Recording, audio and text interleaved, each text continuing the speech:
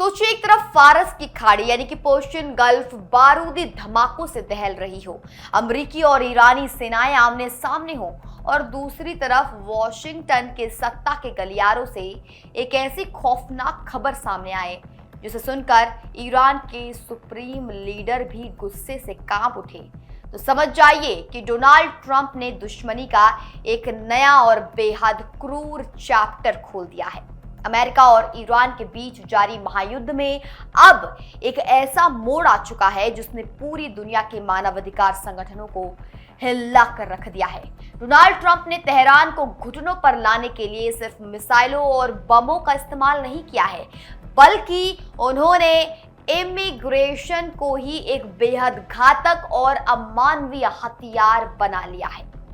Trump प्रशासन America के भीतर रह रहे बेकसूर ईरानी शरणार्थियों को चुन चुन कर निशाना बना रहा है, जिसके तहत बिना किसी आपराधिक रिकॉर्ड वाली 2 बेगुनाह ईरानी महिलाओं को पैसे देकर अफ्रीका के सेंट्रल अफ्रीकन रिपब्लिक CAR जैसे बेहद खतरनाक, अशांत और गृहयुद्ध से जूझ रहे देश में जबरन डिपोर्ट करने की एक बेहद शातिर और सीक्रेट प्लानिंग की गई है।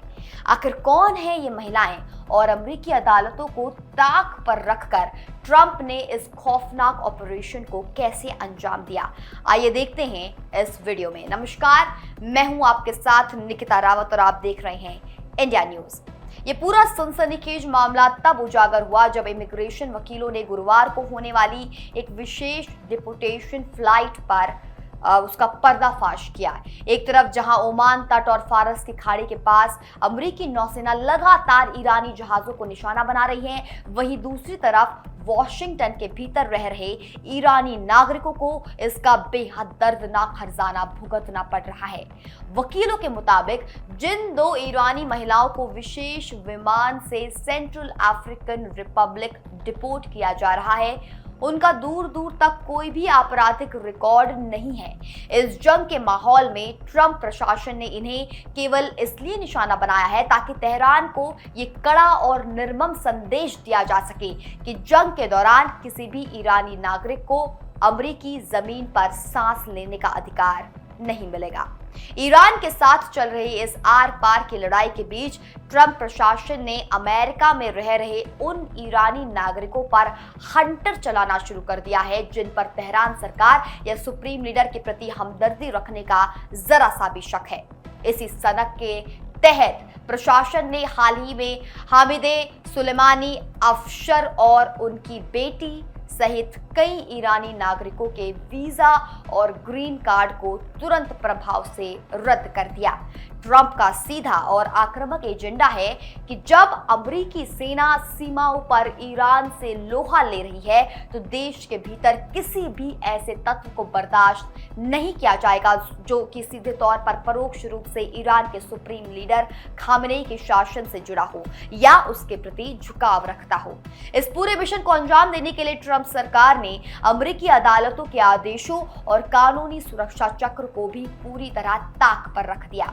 इमिग्रेशन वकीलों ने सनसनीखेज दावा किया है कि अमेरिकी कोर्ट ने इन महिलाओं को विथहोल्डिंग ऑफ रिमूवल के तहत कानूनी सुरक्षा दी थी।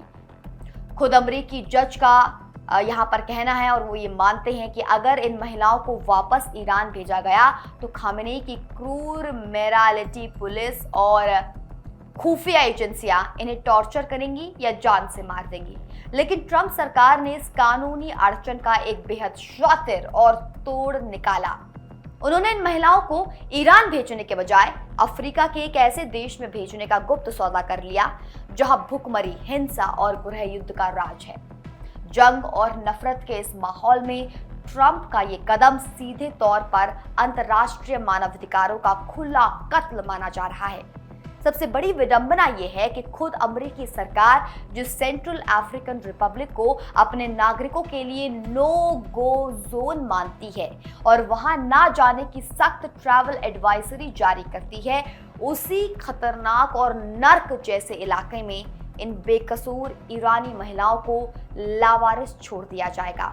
वहां ना तो कोई उनका परिवार है, ना कोई ठिकाना और ना ही कोई सहारा। एक्सपर्ट्स का मानना है कि ट्रंप इस जंग में ईरान के खिलाफ इस कदर नफरत से भर चुके हैं कि वे हर उस व्यक्ति का जीवन नर्क बना देना चाहते हैं जिनका ताल्लुक ईरान की सरजमी से है। एक इंटरनेशनल रिलेशंस जर्नलिस्ट के तौर पर अगर मैं इस पूरे घटनाक्रम का इनसाइड पोस्टमार्टम आपके सामने रखूं, तो बेकसूर शरणार्थियों को राजनीतिक हथियार बनाना किसी भी महाशक्ति को शोभा नहीं देता। कोर्ट के आदेशों को दरकिनार कर महिलाओं को एक गृह युद्ध वाले देश में ढकेलना ये दिखाता है कि ट्रंप प्रशासन के लिए अब कानून और नैतिकता की कोई मायने नहीं रह गए हैं। ये कदम ईरान की सरकार को तो नहीं झुका पाएगा, लेकिन वैश्विक मंच पर अमेरिका की साख को पूरी तरह मिट्टी में जरूर मिला देगा। आपको क्या लगता है कि ट्रंप का ईरान पर दबाव बनाने के लिए इन बेकसूर महिलाओं को अफ्रीका डिपोर्ट करना सही है, या ये सीधे तौर पर मानवाधिकारों का हनन है? अपनी राय नीचे कमेंट सेक्शन में जरूर साझा करें। जय हिंद।